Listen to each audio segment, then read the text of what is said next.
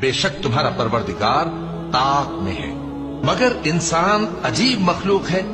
कि जब उसका परवरदिगार उसको आजमाता है कि उसे इज्जत देता और नेमत बख्शता है तो कहता है कि मेरे परवरदिगार ने मुझे इज्जत बख्शी,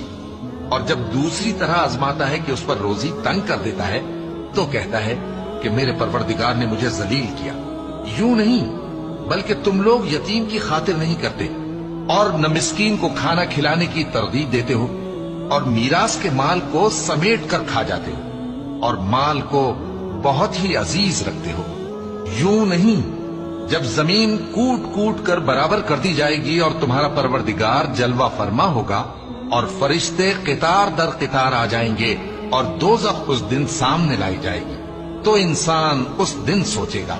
मगर अब सोचने से उसे फायदा कहां मिल सकेगा। कहेगा काश मैंने अपनी इस जिंदगी के लिए कुछ आगे भेजा होता,